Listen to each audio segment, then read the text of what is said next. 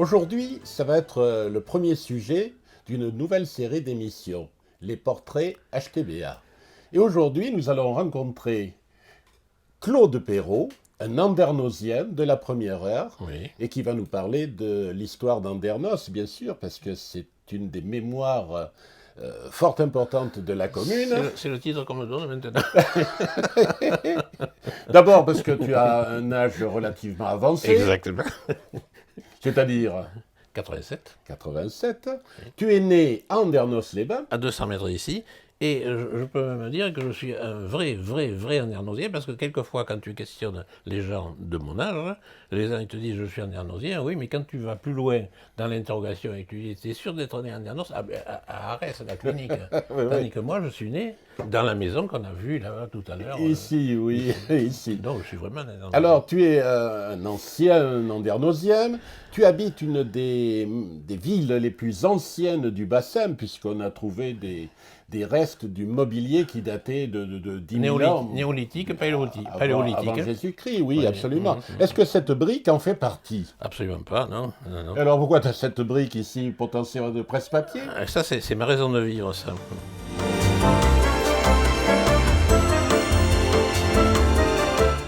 Cette brique, alors, Oui.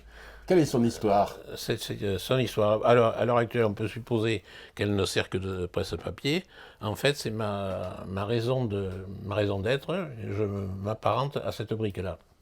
Je développe. Développe. C'est un fragment de brique. Imaginons, nous le multiplions par 4 et nous obtenons une brique entière. Avec une brique, ça ne veut rien dire, tu ne fais strictement rien, si ce n'est qu'un gros presse-papier. Par contre, quand on en prend 20 briques, avec une brique, tu fais une jardinière ou quelque chose de ce genre-là. Quand tu en prends 200, tu fais un mur, tout au moins un fragment de mur. Quand tu en prends des milliers, tu fais une petite maison. Il y a beaucoup de maisons ici qui sont faites en briques, notamment des briques de Biganos. Et quand on en prend des millions, tu fais une cathédrale comme Albi. Oh. En fait, moi je veux dire par là que en nous-mêmes, nous ne sommes pas grand-chose, mais nous sommes quand même à une présence réelle, active, qui, avec d'autres, peuvent faire une histoire et peuvent faire une société. Donc je ne suis qu'une partie de cette petite société, mais chaque brique en elle-même a une importance. Mais c'est une... C'est C'est de la philosophie Si on appliquée à l'histoire Oui, si on veut. locale. Oui. Ben, très bien pour cette parabole philosophique. Alors, tu as fait ta carrière dans l'agroalimentaire, je crois. Toute ma carrière. Oui. En montant depuis la base, à savoir le commerce de détail, en allant jusqu'à l'industriel. Oui. Et tu t'es intéressé, bien sûr, à tous les sujets concernant l'histoire d'Andernos, des origines à nos jours, Oui. mais aussi des communes voisines, bien sûr, hein, comme Arès ou Arès, Lanton. j'ai une sensibilité en son temps, mon goût pour les images, en général, j'en possède quelques milliers d'images sur la région. Mon ambition, c'était une ambition démesurée, c'était de retracer la vie, l'histoire des gens, les lieux du bassin d'Arcachon. Je me suis rendu compte que c'était complètement utopique, Bien que sûr. c'était un sujet C'est beaucoup énorme, trop c'est vaste. énorme. Alors, ce que j'avais commencé à accumuler concernant tout le sud, Arcachon, Gujan, etc., je m'en suis défaussé d'une façon ou d'une autre et je me suis concentré sur le Nord-Bassin.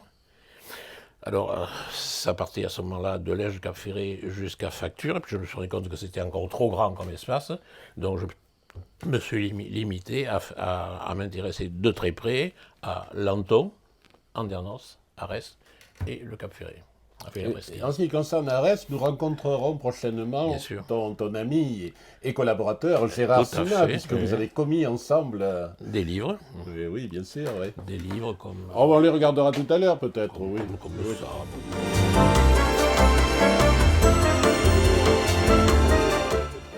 Donc, on a commis avec Gérard Sima des livres ensemble, mais moi, alors là, je suis un tout petit par rapport, parce que lui, il en est à plus de 50 bouquins. Ah, c'est un bon, oui. C'est un grand auteur régionaliste. C'est énorme, Oui, c'est bien énorme. sûr. Alors, avec lui, on en a fait, bon, je l'aide aussi, on s'aide mutuellement aussi. On en a fait essentiellement deux. Le dernier, celui-là, c'est Andernos Métamorphose. Alors, là aussi, il y a une idée, une idée que j'ai trouvée intéressante. La plupart des Andernosiens maintenant qui vivent ici ne sont pas natifs du coin, ne sont pas nés ici, ils n'ont pas une grande antériorité. Ici, c'est une ville de retraités maintenant, c'est une ville de petits vieux. C'est ce que je dis même, c'est une fabrique de petits vieux, Andernos. Oh, il y a quand même beaucoup d'actifs qui habitent à Andernos et qui travaillent à Bordeaux. Oui, il y en a un certain nombre, mais il y a aussi tous les actifs qui servent tous les petits vieux qui sont là, dans les Bien assistantes sûr, et les bien toubibs, sûr. etc. Ah, Tu as 25 docteurs généralistes, le plus les. etc. C'est énorme. Et alors, moi, l'idée, c'est de dire tout un tas de gens ne connaissent pas Andernos, alors je vais leur faire découvrir Andernos, et pour ça, on a écrit un livre, ça c'était mon idée, et on va prendre par exemple là, simultanément, ici, tu vois à gauche une photo, à droite une autre photo, ici, etc. Alors ça c'était avant, ça c'était après. Et la plupart du temps, non, ça c'était avant, ça c'était après, et etc. C'est un bon concept, oui. Donc tu vois, de là on arrive à ça, et toutes les pages sont ainsi faites. Bon là ça peut changer. Un bel ouvrage et de très belles factures, Oui, comme on dit à Biganos. exactement. Bon, enfin, bon, Ici. il faut bien rigoler un peu. Tout Oui, à oui. fait. Ça c'est devenu ça. Non, c'était imaginable. Je suis en train de travailler là sur un sujet, je suis en train de terminer, le port du bétail. Oui. Le port du bétail, en fait, dans l'espace d'un siècle, mais ça va tomber pile poil, parce qu'ils envisagent de le refaire, parce qu'il est devenu vétuste, mais en l'espace d'un siècle, il y aura eu 4 versions différentes, les unes derrière les autres, du port. De la première version, qui n'était qu'un creusement non bâti, jusqu'à une deuxième version, une troisième version, et on en sera à la quatrième version. Tu te rends compte, sur un siècle seulement, dans un seul lieu, 4 versions d'un ouvrage. Et c'est justement dans ce coin qu'on a trouvé les vestiges les plus anciens Tout à fait. d'Andernos. Oui, À plusieurs absolument. endroits. Un endroit qu'on appelle la source, où là ils ont trouvé beaucoup de silex, enfin de silex taillé, bien entendu. Un autre lieu un petit peu plus bas, exactement à l'emplacement du port actuel, où ils ont aussi trouvé des vestiges. Et il y avait un lieu, mais par contre qui est difficilement interprétable, parce qu'il a totalement disparu, qui se trouvait à la Cassotte, qui est maintenant à l'intérieur carrément sur le bassin. Ah oui. Mais il ne faut pas oublier que Autrefois, l'Eire passait en Andernos. Exactement. Bien sûr. Et bien sûr, il y avait des petits fleuves côtiers auprès desquels ça abritait eh bien, les populations de l'époque. Et que la côte avait une configuration différente. Tu vois l'église, on voit l'église à l'heure actuelle qui se trouve absolument en bordure du bassin d'Arcachon. Oui, oui. Il y a 3 siècles, elle était à 300 mètres. Et, oui. Et la villa gallo-romaine Était aussi à l'intérieur. à côté, bien sûr. Donc c'est pas un gars qui avait fait une maison là pour se mettre sur sa transat pour regarder le bassin. Les pieds dans l'eau, tu vois. D'ailleurs, c'est assez amusant. C'est une villa, bon, c'est une réalité. Enfin, elle a été interprétée maintenant comme une villa, mais pendant longtemps, c'était une église. Oui, on pensait que c'était une basilique une paléochrétienne. basilique, Bon, ben voilà. Mais pour autant, on ne connaît strictement rien Oui, oui, bien sûr. d'elle. Bien sûr. Pourquoi? On fait des supputations. Oui. On ne sait pas. Andernos viendrait de nom d'homme latin, mais que personne n'a connu et qu'on ne connaîtra évidemment Alors jamais. ça c'est une thèse d'un monsieur qui se dit historien, Andernos, qui interprète comme ça, qui est capable, même maintenant, à force d'imagination, il serait capable de faire une conférence en disant quelle était la couleur des chaussettes du propriétaire. Et tout ça, bon, la vérité, c'est qu'on ne connaît rien. Bon, on ne va pas dire du mal des autres collègues qui connaissent également l'histoire d'Andernos, bien évidemment. Mais c'est pas inintéressant en soi, mais ça devient du roman, quoi. Bien sûr.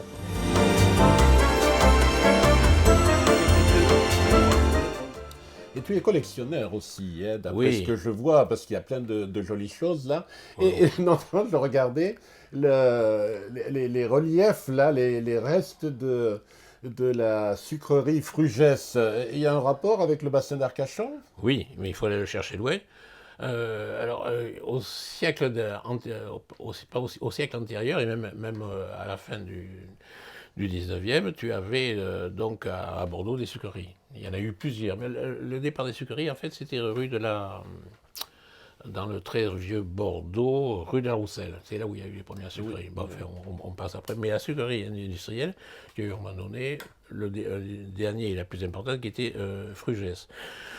Frugès était un monsieur qui était célibataire sans enfant et qui déplorait de ne pas avoir d'enfant. Donc il va adopter le fils de son directeur, et qui va prendre donc le nom de son nouveau père, qui s'appelait Henri Frugès.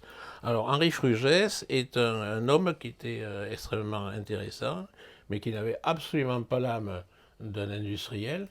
Donc il va confier la gestion de son entreprise qu'il a reçue, qu'il a héritée après la mort de son père adoptif, enfin il était le fils adoptif. Il va confier la gestion des affaires à machin, et lui, il va se consacrer à ce qui lui plaît, c'est-à-dire à l'art. C'était un artiste. Alors, il est poète, il est peintre, il s'intéresse à l'art en général. En bon bordelais, si tu l'as visité, tu as en face de l'église, ce serait une maison qui est absolument sublime, qui s'appelle l'Hôtel Frugès. Ah oui, mais il y a de très belles...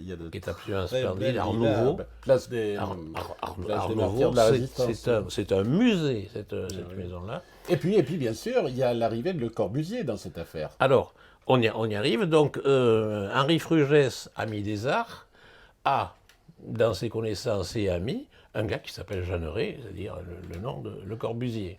Donc, ils feront des séjours ici à Andernos, parce que le directeur de fabrication avait une villa ici, donc Le Corbusier vient ici.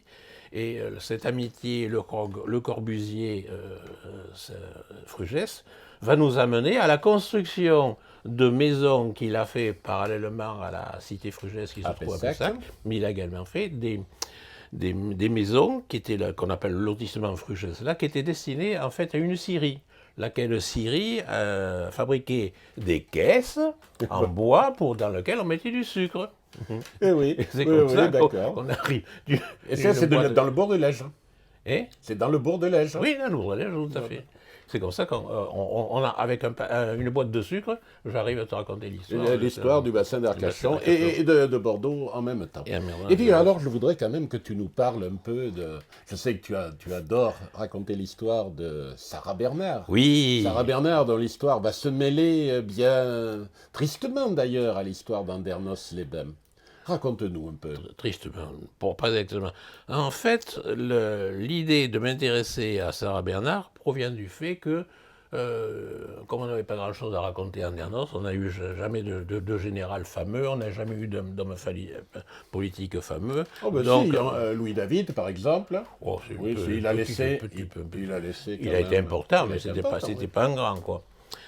Et donc on parlait, en Andernos, on parlait toujours du séjour merveilleux de Sarah Bernard à Andernos. Alors ça m'interloquait, ça, un séjour merveilleux, quand on sait que c'est quand même au cours de ce séjour merveilleux qu'on va lui couper une jambe.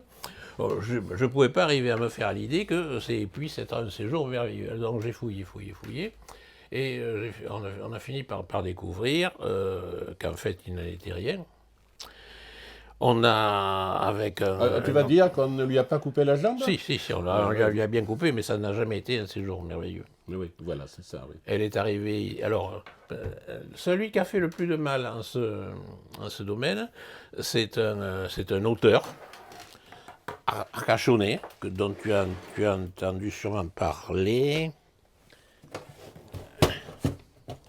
qui s'appelait Guy de Pierrefeu. Ça, oui. Olszewski, son vrai nom.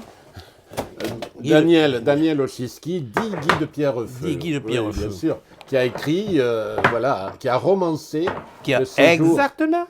Le séjour de Sarah Bernard dans un roman qui s'appelait Madame quand même.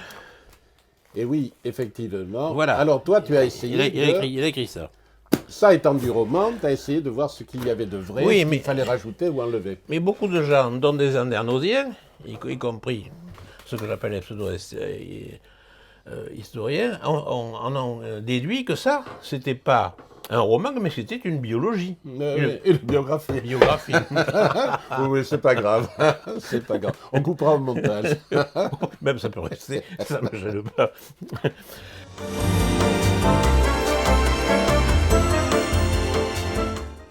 Elle était sculptrice, elle a notamment commis ça, qui a été exposé à Paris. Ça a été exposé dans un salon, je ne me rappelle plus lequel, c'est marqué là, etc. Quand je vous disais qu'il était collectionneur, hein, l'ami Claude. Voici le portrait de son amant, d'un de ses amants, d'un des premiers, qui s'appelait Pozzi, qui était un gars qui s'est rendu célèbre, c'était un docteur. Elle l'a connu étudiant alors qu'elle était jeune comédienne quand même, et vivait pas tout à fait de son métier, mais aussi beaucoup de ses charmes, parce qu'elle avait un train de vie qui dépassait. Mais il est resté son médecin pendant longtemps jusqu'à l'affaire de la jambe. Oui, bah, il est resté, à ce moment-là, il était ami. Bon, c'était un corps sur lequel il s'était très appesanti. Bien sûr. Et il est quand même. Alors, c'était le premier à avoir créé une chaîne de gynécologie à l'université à Paris, médecine. Il est connu dans la région, il était de Bergerac, et à Bergerac, tu as l'hôpital Pozzi. D'accord.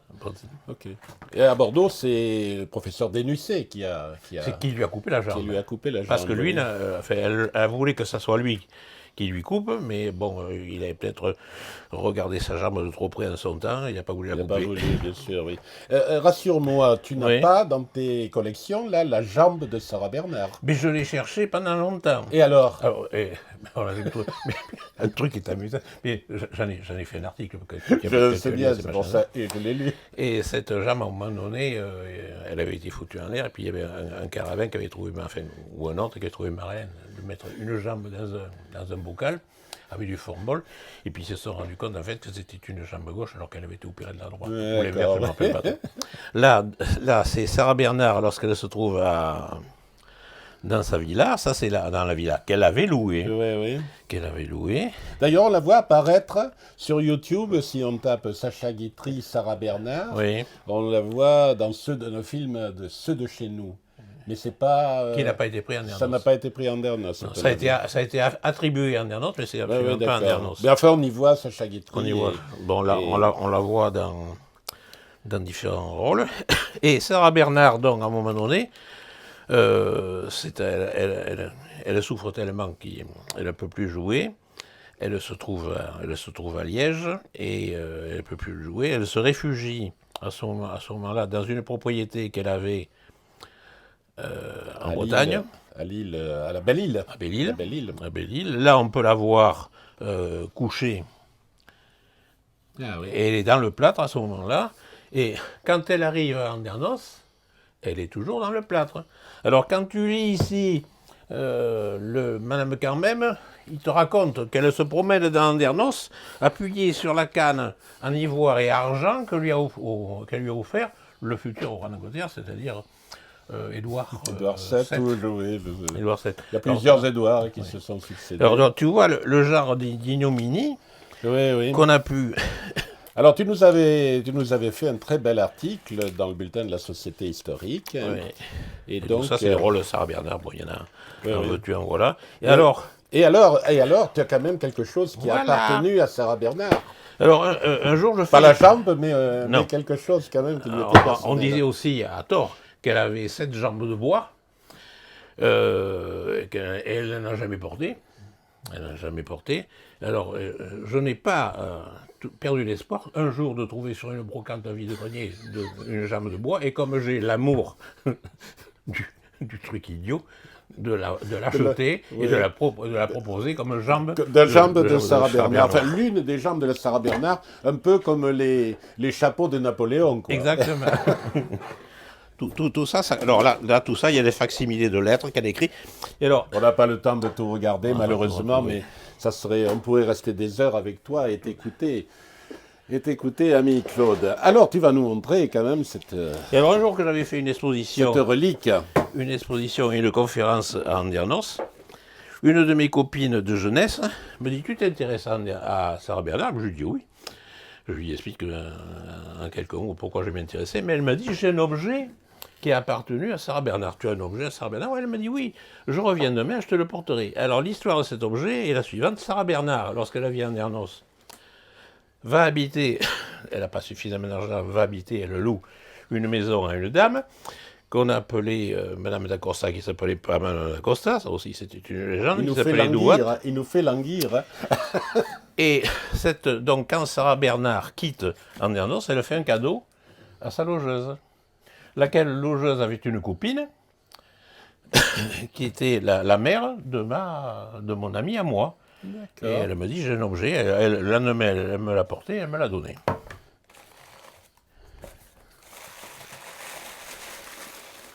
Alors c'est quelque chose que je sors Et pas c'est souvent. là que nous allons voir enfin cet objet ayant appartenu à Sarah.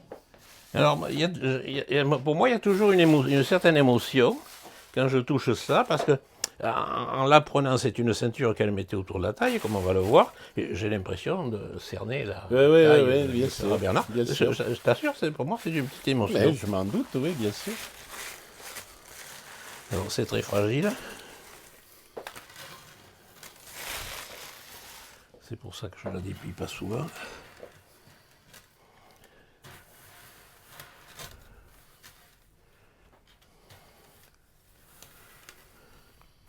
Alors, le haut est en soie. Le haut est en soie. Tiens, la jeune fille, venez par là. Ouh!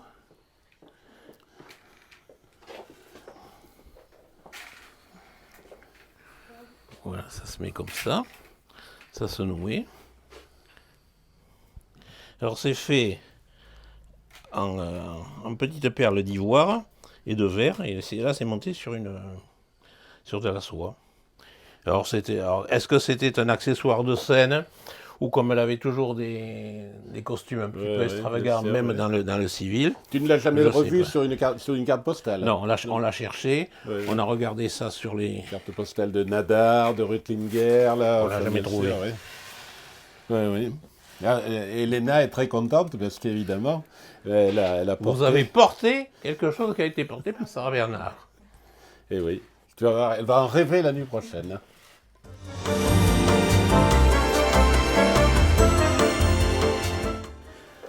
Ça, c'est Sarah Bernard. Non, ça sent Elena un peu. Mon épouse qui est spécialiste du parfum. Je vais bien faire mettre. Et la prochaine fois que je la sortirai, je la sors pas souvent. La prochaine fois, je lui dirai, on sent encore le parfum de Sarah Bernard. Bon, ami Claude, on resterait des heures avec toi. Tu es vraiment passionnant. D'ailleurs, rien ne dit qu'on ne reviendra pas te voir pour écouter Pourquoi pas encore d'autres histoires andernosiennes. Et nous te remercions très chaleureusement de nous avoir accueillis pour cette première nouvelle émission de HTBA TV. Donc, portrait. Et c'est toi le premier portrait. On te souhaite de continuer encore très longtemps à raconter des histoires du bassin d'Arcachon, ami Claude. Et à les écrire. Eh bien sûr, à les écrire pour les faire partager. Oui.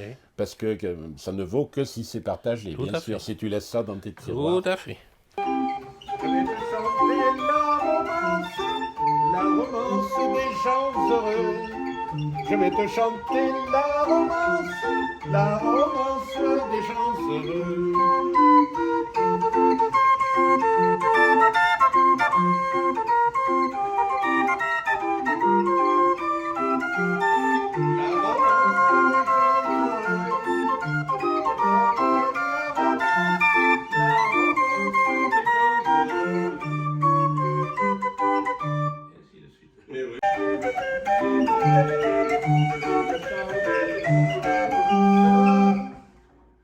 Donc j'ai deux registres. Tu as deux registres, oui. Donc, pour les filles et pour les garçons. Mais tu as des trucs qui peuvent paraître assez improbables. Jouer à l'orgue de Barbarie, qui est un instrument. Les rock'n'roll de clock à l'orgue de Barbarie, ça doit être quelque chose. Hein. Tu vas voir que ça donne.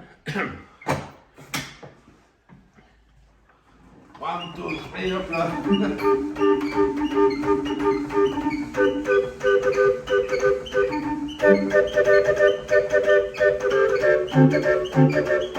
Allez, vous allez danser le rock, les jeunes, hein?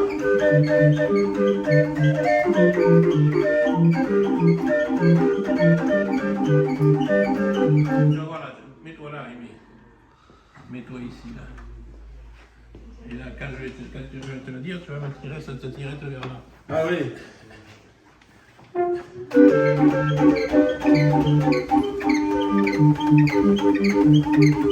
Tire. Tu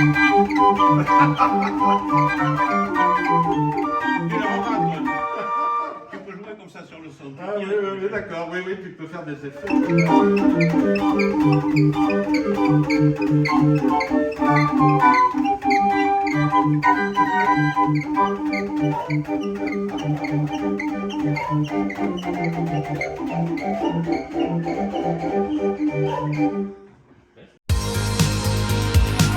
Ayou, bonsoir.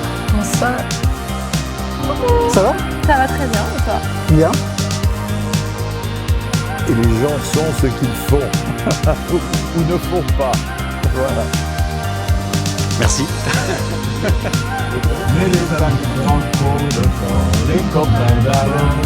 Que fait Guillaume Canet quand il est sur le bassin d'Arcachon?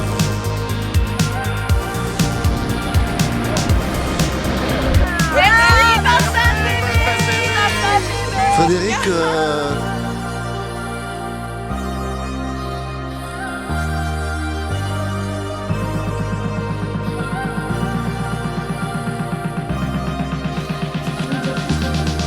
C'est un miracle. Le miracle de la famille, le miracle de l'amour. Oui. Bienvenue sur notre nouvelle émission, Famille du Bassin. chers amis, bonjour. Bassin TV est heureux de vous présenter Océane. Bonjour Océane. Bonjour. Et aujourd'hui, on a eu le plaisir de faire un spectacle sur le thème guinguette. Si vous entendez mon message, s'il vous plaît. Tu te souviens, la dernière fois, nous étions à la Chapelle des Marins, ici à Bonsoir. Bonsoir.